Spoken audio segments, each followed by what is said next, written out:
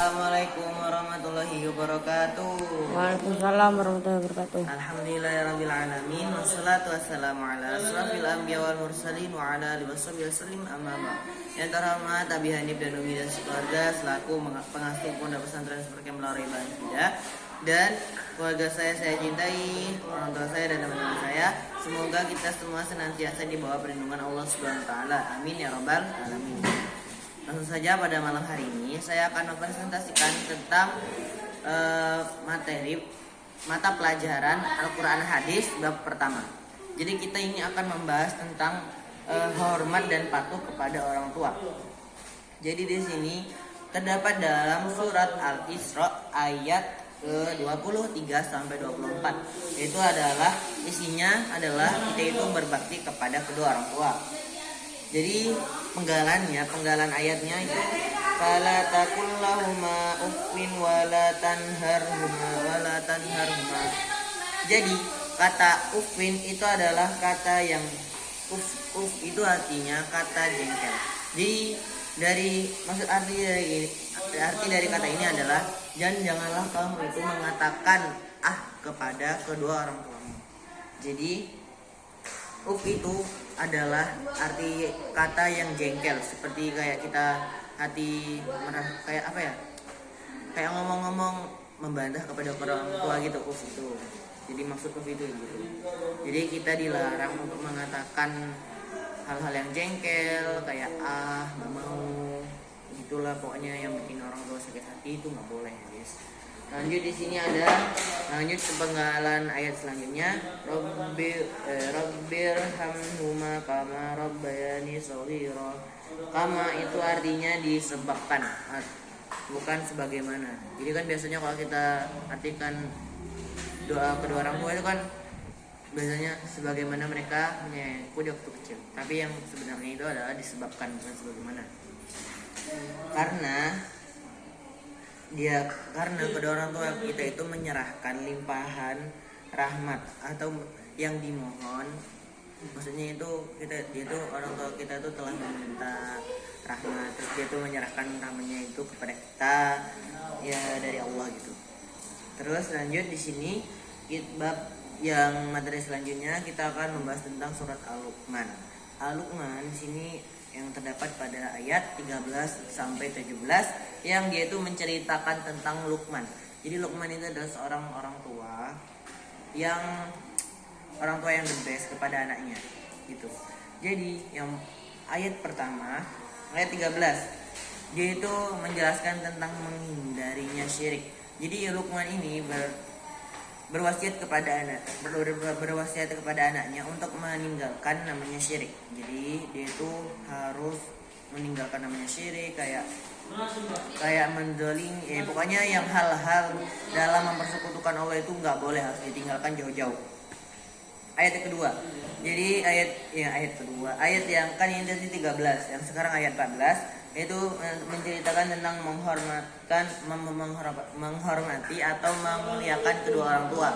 Jadi Luqman ini berwasiat untuk menyuruh anaknya untuk menghormati dan memuliakan orang tuanya seperti apa. Jadi jangan tidak boleh membantah, harus menuruti, harus merawat apabila orang tuanya sudah tua. Jadi itulah tugas anak apabila dia itu harus menghormati orang tuanya.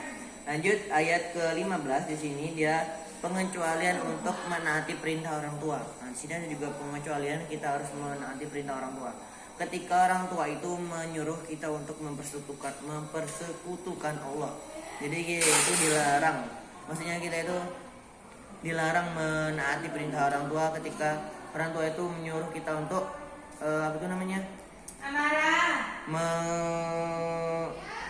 menyekutukan Allah. Jadi tetapi tidak dengan cara kita itu memaki-maki orang tua kita, bukan kayak gitu. Tetapi kita dengan cara sabar, agak beda pendapat gitu. Kita harus sabar dan tidak membantah dan tidak memberikan kata-kata kasar kepada orang tua kita gitu. Soalnya itu kan juga orang tua kita. Terus Jadi ayat yang ke-16 di sini Allah itu akan membalas kebajikan sebesar biji sawi.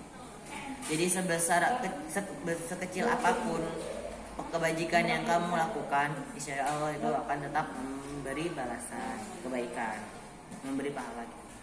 Lanjut ayat ke-17.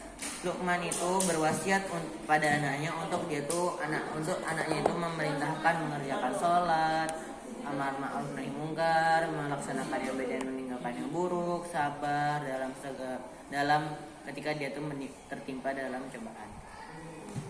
Lanjut di sini materi selanjutnya ada hadis yang kewajiban berbakti kepada orang tua. Jadi di sini suatu hadis dari yang artinya ya, saya bacakan artinya. Dia Muhammad Rasulullah SAW bersabda, dia celaka. Terus sahabat dan beliau ini berkata, siapakah yang celaka itu? Katanya. Lalu Nabi Muhammad menjawab, barang siapa yang mendapati orang tuanya dalam berusia lanjut, tetapi dia tidak berusaha untuk memasukkan mereka ke dalam surga, maka dan dia itu tidak berbuat berbakti sebaik-baiknya. Jadi itulah orang-orang yang celaka, orang yang tidak mau berbakti kepada orang tuanya. Hadis riwayat Muslim 4627. Lanjut di sini adalah hadis yang berbakti termasuk hadis berbakti kepada orang tua itu termasuk jihad.